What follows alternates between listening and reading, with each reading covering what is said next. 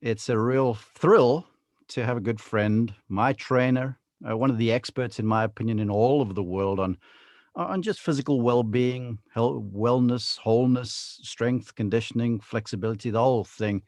JP Crawford on the line with us. JP, welcome to our podcast. How are you doing, man? Thank you, Mark. Thank you. It's a privilege to be here with you. Thank So, you for your time. yeah, it certainly is. And for the folks who are listening to this on audio, this is available as a vodcast if you just go to markimmelman.com, or if you go to YouTube and you search Mark Immelman Golf Instruction. So what JP is going to do is he's going to demonstrate exercises, and I will do my best to add some audio to this. But before we do that, JP, before we dive into the meat of this conversation, tell us a little bit about you. Put yourself into context, please. Sure. So I'm licensed, got an undergrad in pre-med, graduate American College of Sports Medicine. I've been doing this now in September, it'll be 25 years. So I've had the honor to work with the CSU golf team concerning their golf fitness performance now for coming up on 20 years. So, and I've seen great players like one that you're going to get to meet in a few minutes, Georgiou and Rourke, who just each year, what impresses me about golfers is it's gone from a sport where physical fitness really was seen as something that you didn't do if you wanted to be better and to certainly be at your best, to where now we have these young college kids coming up and they look like pro athletes. I mean, they have muscles, they're fast. So what I do is I use a combination of Titleist Performance Institute protocols along with proprietary protocols that we have developed here to figure out what we can do concerning physical limitations for the golfer, concerning mobility and strength to increase their performance on the golf course. And that's what we do. That's what separates what I do compared to a normal gym. Is the normal gym you go in and it's, okay, so here's your strength and conditioning program. Ours is, here's your golf fitness conditioning program. Yeah. And we see a huge increase in performance from golfers. We have golfers now coming in that are in their 30s, 40s, 50s, 60s that have been playing for years and they have better performance than they've ever had. They hit the ball farther. They're even better on the putting green. So and this JP is, I understand, and it's across the gamut too, because this is not just elite golfers we're talking about. This is golfers of all skill stations, correct? Correct. We have golfers that are just getting started, and the number one thing we hear from many golfers is, I want to play, and I want to play well, but I don't want to get hurt. And anytime when I try to really push myself, I have back pain, or I have neck pain, or I have shoulder pain. And that's because there's a physical limitation. I mean, you, Mark, you know more than anyone the amount of torque that's placed on the low back in a golf swing. And you have these players and they come in, if they don't use their glutes in their golf swing, their lower back is doing that entire range of motion. And that over a period of time, they're going to have pain. And most importantly, they can't generate enough power to really hit the ball well if they're not using the proper muscles. But yes, to your point, we have everything from 9 to 12-year-olds to PGA players, Masters winners that are some of your clients and my clients. So yes, across the gamut.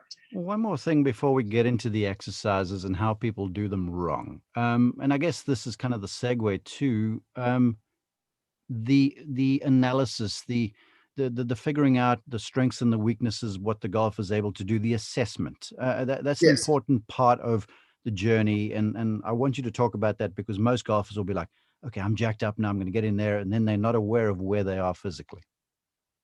You make a very good point. So some simple assessment tools, and we're testing about 53 different variables, everything from wrist angle to shoulder mobility. Of course, we do a lot concerning the glutes and the golfer's ability to fire the muscles in a proper kinematic sequence. But one simple thing would be, let's say the backswing, okay? So you would tell me in a backswing, Mark, what position should this arm be in the backswing? So if I'm facing you and you say, JP, okay, I want you to take your hand and put it on your shoulder and raise your elbow. And if I say, Mark, that's as high as I can go. So my question to you would be, am I going to have a proper backswing if that's as high as I can raise this arm? Yeah. Well, no. So I'm going to have loss of posture. So one of the assessments we'll do is we'll say, okay, we're going to put your hand on top of your opposite shoulder, raise the elbow, and come back down.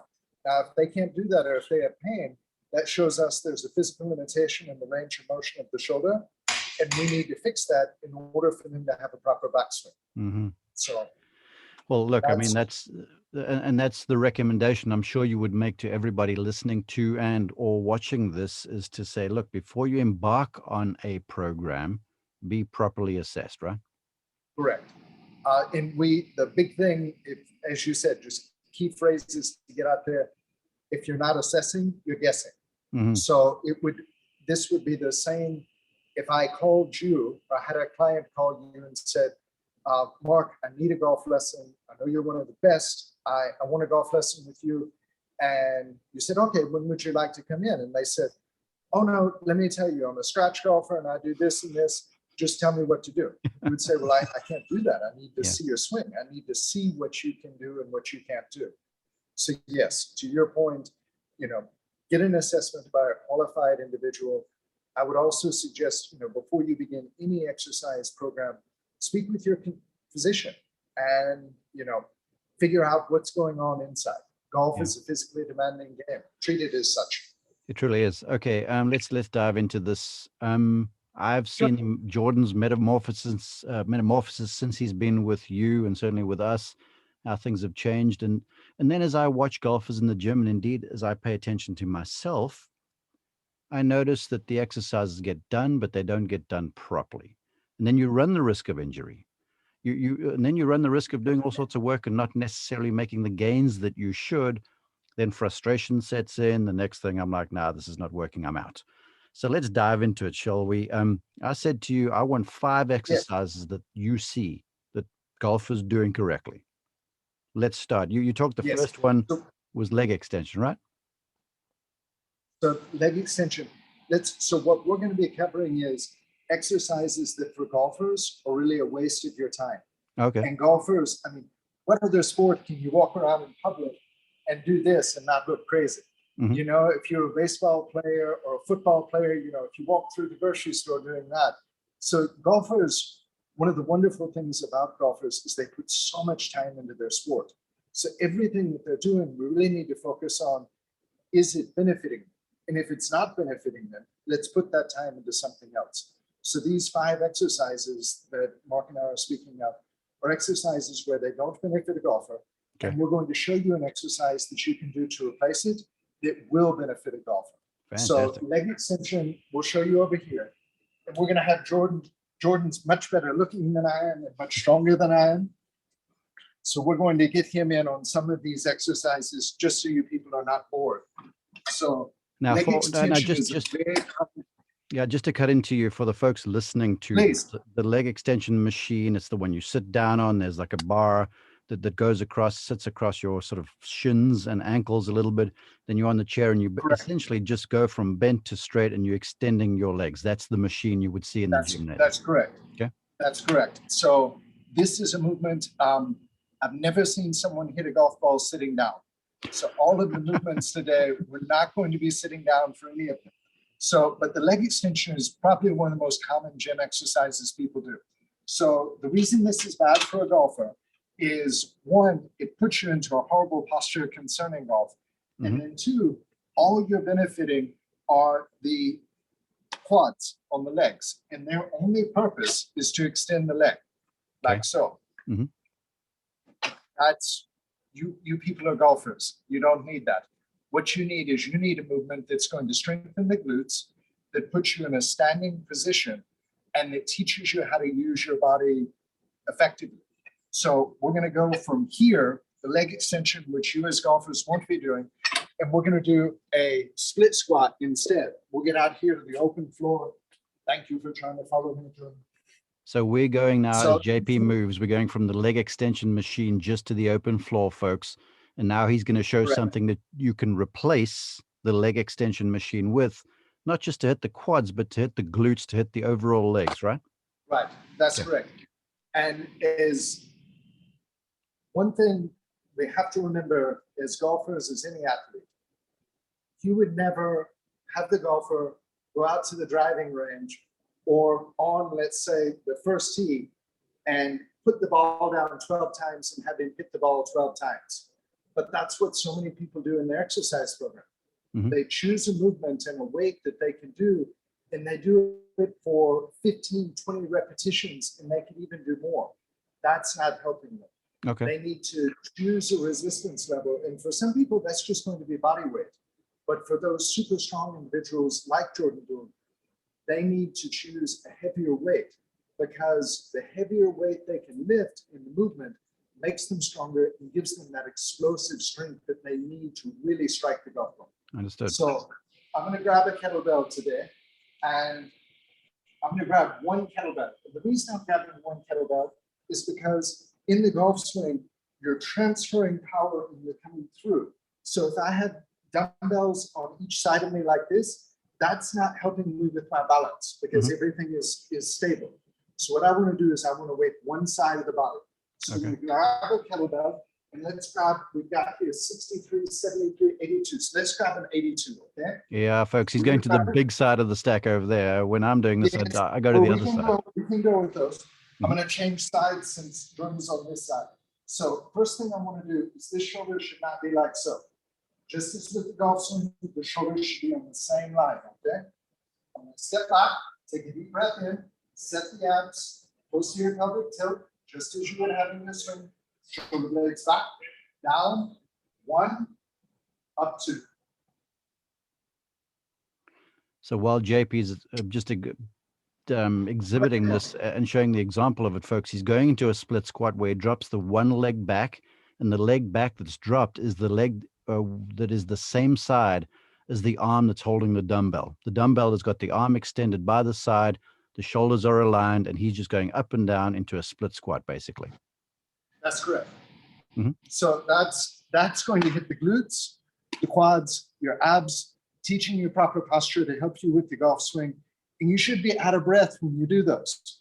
These movements that we're talking about doing a limited number of repetitions, if you do 6 to 8 to 10 repetitions with this, on the 6th repetition, you should be very out of breath, because the weight is exhausting. So that's instead of leg extension, we're going to do a split squat. So 6 on one side, 6 on the other. Is that the rep? That's correct. 6 and 6 would be fine. And just choose an appropriate weight. Keep the shoulder blades back. Full range of motion. The knee should go within 1/4 of an inch of the floor. Weight distribution is 80% of the body weight on the front foot, only 20% of the body weight on the rear foot. The rear foot's really just for balance. Okay. So all the pushes on the front leg, and for the right-handed golfers watching this, when you're doing right foot back, it's like you're pushing off the ground on that front leg. That's ground reaction forces essentially there. Correct. That's correct. And again, golfers, please, any exercise that you choose, take that into consideration. Everything starts from the ground. If you're sitting down, if you're doing anything where you aren't having to feel the ground with your feet and generate that force, please ask yourself, how is this benefiting my golf swing? Yeah.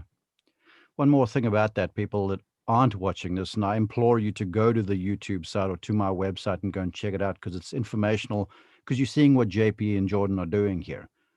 The one thing that I want to stress is that when you went into that split squat, JP, your spine was vertical. There was no hunching over. There was no leaning forward into the squat. No, that's unacceptable. So replacing the leg extension machine with the split squat with a dumbbell, preferably just to unweight you to build up some strength. Let's go to number 2. You spoke of the leg press. Right, so we're going to go to the leg press, and instead of the leg press, we're going to have people do, and this is where I'm going to take the camera from Jordan, but instead of the leg press, we're going to have people do a deadlift instead. In the deadlift today, Mark, we're going to demonstrate from a rack. A lot of people will do a deadlift from the floor. Jordan can do it from even deeper than the floor. But the reason we're doing that is we want to show your viewers the safest way to do this. Okay. And oftentimes when people see videos, they try to do more than they can do. So we just want to show them from a very safe point, which would be an elevated rack. So this is a leg press right here. And what people do on this, again, sitting down, which you don't get golf balls from sitting down. So what people do on this is they sit down like so, and then they extend the legs, and then they come back. Once again, an exercise in a seated position, as you referenced with the leg extension. That's correct. This looks unlike every aspect of the golf swing I can think of. Your knees are up around your shoulders. Your spine's not doing anything. Your abs are completely disengaged. So let's show you a movement with a better looking, stronger person on how to do a deadlift. So I'm going to set up the rack for him just so when he grabs it, he can go straight into it. Okay. So this is a safety rack here.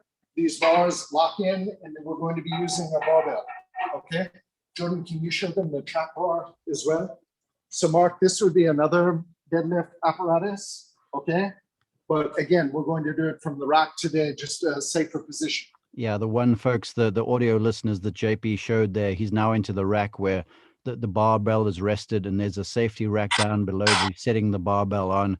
And the other barbell he illustrated was, if you ever watch Rory McIlroy's workout on YouTube or whatever, he's standing in the middle of this, you call it the trap bar, right, JP? That's correct, the trap bar, because it's the shape of a trapezoid. Yes, so you stand in the middle of that, and then you basically do your deadlifts or your squats or whatever you're doing inside of over there. So now he's putting extra weight on the barbell there for Jordan, because Jordan's going to get to show off the leg and the glute strength. Quick question here, JP, because I see a lot of athletes, especially Jordan, when they're working out, they've taken their athletic shoes off and they're just in socks. Talk about the value of that and understanding how your feet interact with the ground, please. So I work out barefoot as well. The biggest thing we know in all athletic endeavors where you're standing, so let's say anything but swimming here, is that the force, the generation of the force in the kinematic sequence begins under your feet. Yeah. So if you were wearing a shoe, the shoe has foam under it to provide comfort. And normally a shoe, unless you're wearing a zero drop shoe, these are a zero drop, but normally the shoe has a slight pitch forward to it. Okay. And the problem with that slight pitch forward concerning athletics and concerning being in the gym is the movement in the ankle. This is called dorsiflexion. Okay, so can you get my feet in there, Jordan? So this would be, so this foot right now, if I'm a right-handed golfer, this foot, as I go into my backswing here, that's the maximum dorsiflexion this is going to get. So easiest way to remember it is this is dorsiflexion and that's plantar flexion. Okay, so just that's basically just if folks imagined, doing calf raises and stuff. So the dorsiflexion is when you raise your toes towards your shin, and the opposite is where you point your toe, flex and point. That's correct. That's correct. So in the backswing, you go into maximum dorsiflexion here. Okay, and then in the follow through, as you come around, you go into plantar flexion on this back foot here. Okay. Okay. So the problem with that is if you have somebody with a shoe on it like so, you're putting them into partial plantar flexion here. Interesting. So as they come around, this hip can't extend through. Okay. And what we want to do in every one of your movements as a golfer or whatever sport you're doing is you want to take the joints through the maximum range of motion that you can comfortably. You don't want any limitations on that, okay?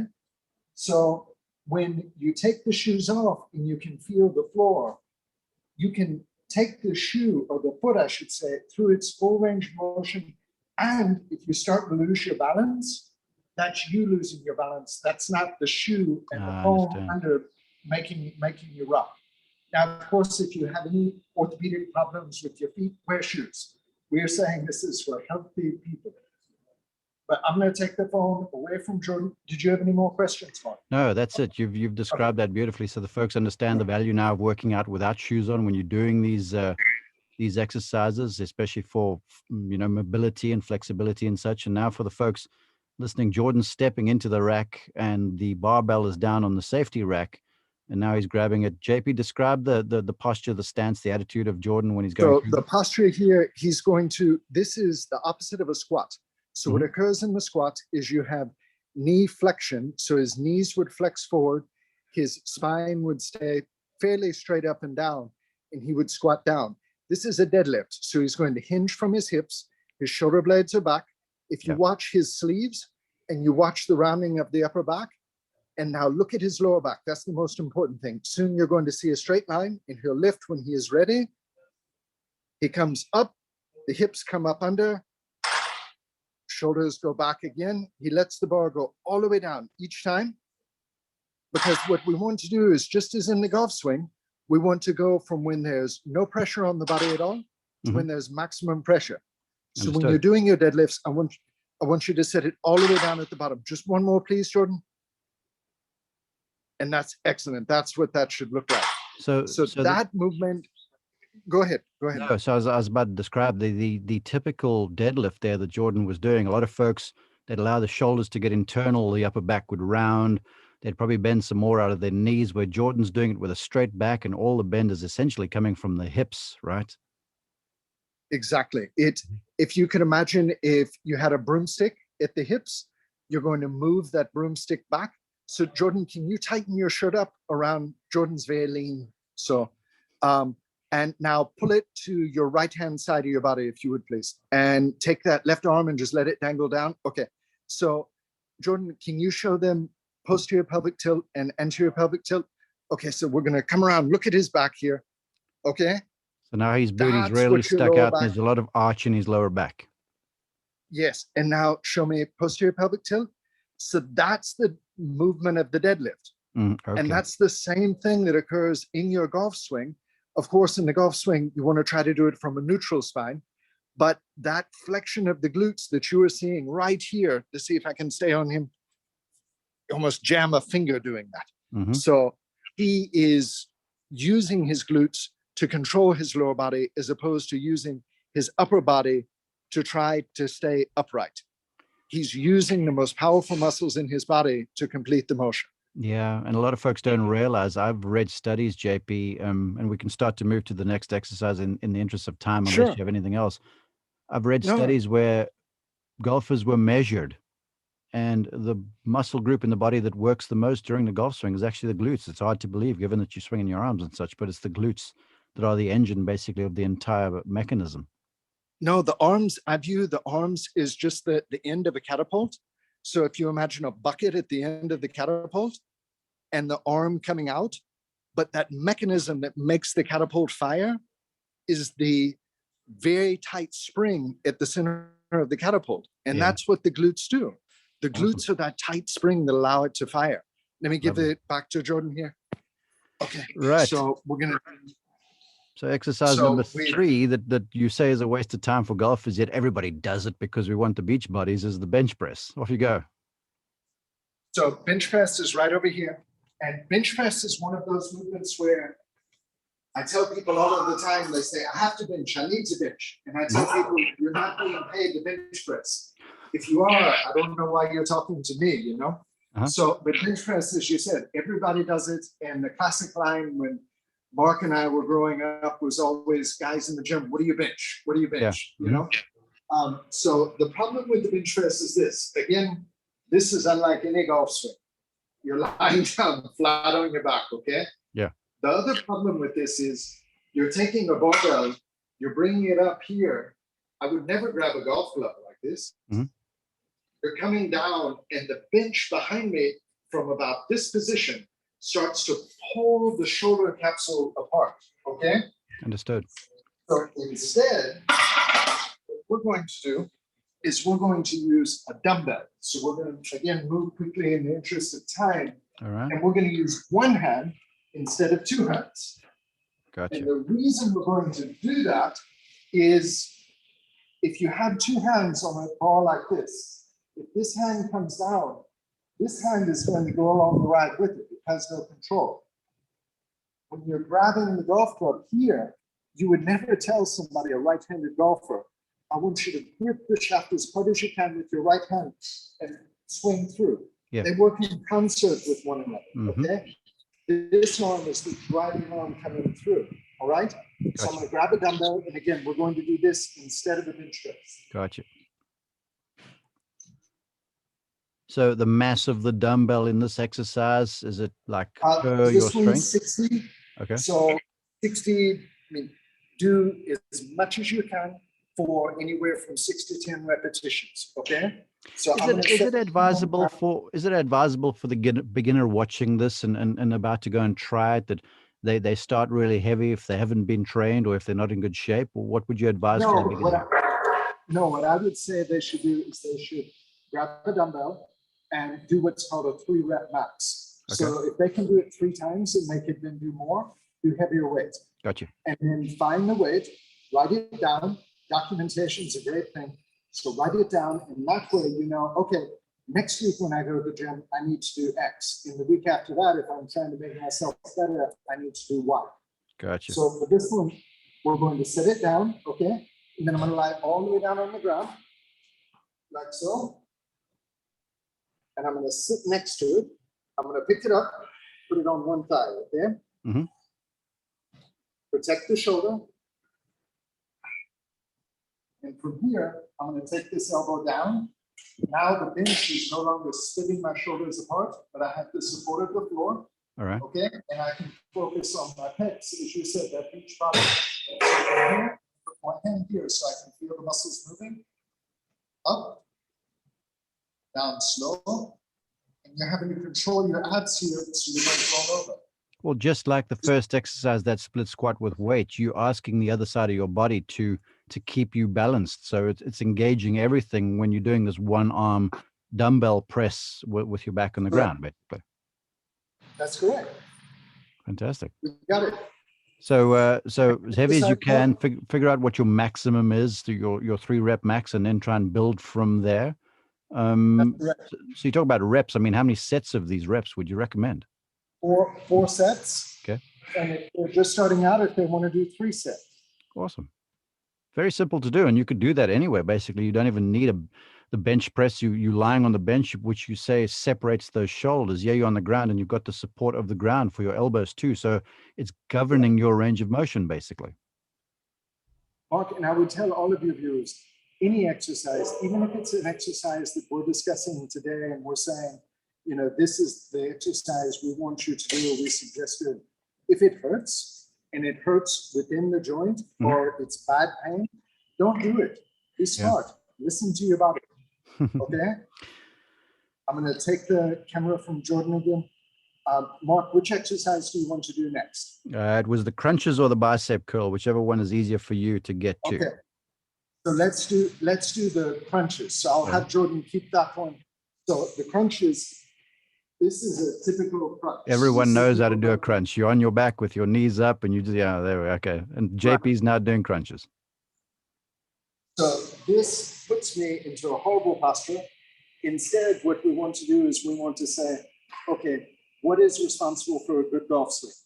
And that's a tall spine, tall abs, and able to fire with the contraction. So instead, I'm going to take a foam pad. I'm going to put the foam pad down. I'm going to do a plank. Almost everybody knows how to do a plank, but most people do it wrong. Okay. So we're going to go back to talking about the glutes. The plank to me is just as much part of the glutes as it is for the abs, okay? Understood. So we're going to go down. We're not going to put the hands together because that's going to hurt the shoulder. We're going to separate apart. And then we're going to squeeze and contract the glutes the whole time. Gotcha. So JP's in a plank now, elbows apart, hands not together, contracted the glutes so his back looks straight. It's not a straight line from his head down to his ankles. The back is almost parallel with the ground. Am I correct in that, JP? That's correct. Fantastic. That's correct. And I would rather, you have a lot of people, a few years back, there was a thing on the internet, you know, how to do a 3-minute plank.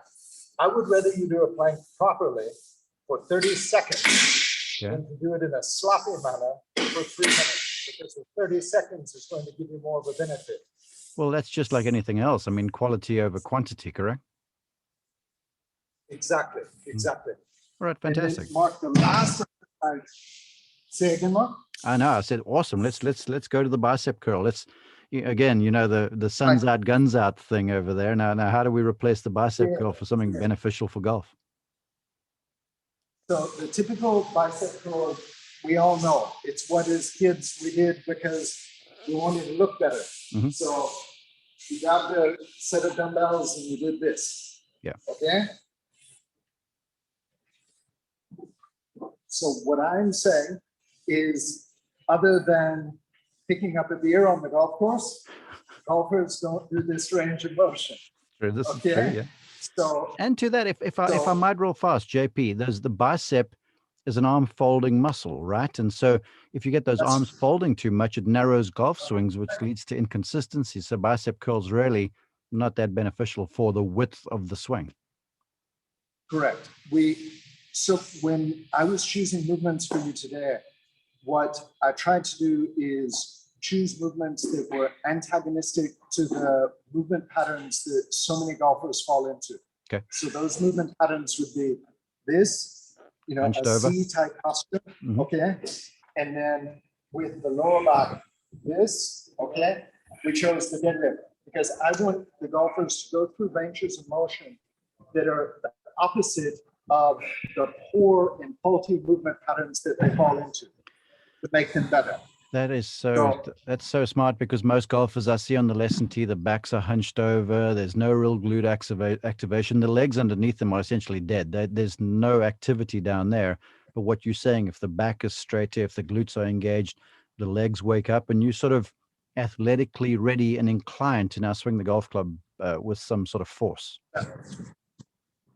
That's correct. You're absolutely right. So again, to your point, going back to, you said the biceps are an arm folding movement. We would never want anyone to play golf like this. Mm-hmm. So let's take them to a movement that's going to strengthen the largest muscles in the upper body, movements that will benefit the golf swing, and muscles that are most important for the golf swing concerning the upper body. And those are the lats. So the lat attaches the latissimus dorsi. So it attaches at the back of this bone here called the humerus, and it runs all the way down here. It's almost the very base of the lower back. Huge muscles in the lower back. And these are muscles that can help you swing the golf club harder, make the ball go farther, and keep you healthier. So we're going to send it off with Jordan doing pull-ups. This is just a traditional schoolyard type pull-up. Mm-hmm. But we're going to look at his body, make sure he's in the proper alignment, which he will be. Okay. So I'm going to take the camera from here. We'll spin it around. Let's go to the front, the lighting. So now, we're replacing the biceps as they change position. The bicep curl, the one we all know, and they're going to do just the pull-ups if you can properly. For the folks who can't do a pull-up, JP, the assisted pull-up is a good idea, right? The assisted pull-up is a great idea, and you can apply these same principles that we're about to concerning Jordan's arm grip. Mm-hmm. Let's do it that way. Yes. So he's going to reach up. Palms out, wide-armed, right? Palms out, wide arm, and we're going to watch. See how as he goes up, his shoulders are staying behind his elbows. Mm-hmm. Okay. Gotcha. So can you do two more, Jordan? And his lower body, he's not flailing all about. He's using his abs to keep him in alignment. So doing that, the muscles that we're looking at are right here. So it's the muscle attaches from here all the way to here, okay? So from basically the humerus right underneath, right at the back of the arm, almost the armpit, all the way down to the lower back, down the sides of the body. Yes. So Jordan, can you do this? Can you go to a 9-iron posture? And then put your hands in the position they would be in your backswing, please. The maximum height of your backswing. Okay. So if I'm looking here, Mark, and you can kind of give me some feedback on what you can see. This muscle is at maximum lengthening here. Okay. Mm-hmm. Yeah. So if he has this muscle properly conditioned, it's going to stabilize him here. And then we would say here, coming around, this muscle is shortened, right? Yeah, I see. And now, Jordan, if you can, go through your golf swing, but 100 times slower. Try that again, please. And go really slow. Okay, even slower for me. There we go. Okay, so watch what's going to happen with this muscle, Mark, and go through. Okay, Goes into now lengthening. goes into lengthening. So we have, just as with the entire golf swing, and this goes back to everything we've been talking about, from glutes to lats, everything in the golf swing is a shortening or lengthening pattern. Yeah. And it flip-flops back and forth during the swing. So when these individuals are strong, they can do that properly. When they're not strong, it's like having a really fast car with bad brakes. Well, what's fascinating, Thank you. What's fascinating there, as Jordan demonstrated, JP, was how in the backswing for the right-hander, the left lat was lengthened, extended, Yes. stretched, and the right lat was shortened. And then as he went through into the through swing, those roles were reversed. So you've got that almost piston kind of a back and forth action with the opposing sides of the body. That's correct. That's correct. Sensational. Mark, it's wonderful. Thank you again. Thank you for this time. Jordan, do you have anything? You're good. Jordan is just, he lets his body speak for him, I guess. He certainly does. But this is what I want to stress to the folks, for the folks listening and for the folks watching. Jordan has picked up massive strength. He's injury resistant because he's in good shape and been doing the workouts correctly under your tutelage. And the gains in clubhead speed and power have been off the charts. Now, not everyone's going to have the gains that he did clubhead speed wise. But again, the whole thing, the point that I'm trying to make is do the right exercises, make them golf specific, do them properly, and you're going to gain more traction in your gym work, right? That's correct. Mark, I would say with all of your viewers, of course, you have an above average intelligence concerning viewers. I would say for all of them, take their exercises, take what they're doing on the golf course. If they're getting the results they want, keep doing it. If they're not getting the results they want, alter it. Yeah. Take these principles and apply them and get better. And that's all of us are trying to do, is just get better, stay injury free, and play at our peak performance. Okay, JP, thanks for your time. Jordan, thanks for your time. Thank you, Mark. Listen, well, before I let you go, for the listeners, the viewers who might want to find out more from you, is there a website they can go to? Is there a place where you have information? Easiest, you can Google either my name, JP Crawford, just J period, P period, Crawford, CrawFord, and then our website, DiVerge Golf Fitness and DiVerge Fitness. On the YouTube channel, if you want to see any of these exercises, we have our own YouTube channel. I think we have about 273 exercises now on there. So you can see these, and please just seek out good content, educate yourself. DiVerge Fitness, DiVergeGolfFitness.com. JP Crawford, you're a star. Jordan, appreciate you guys. You guys have a great day. Thank you, Mark.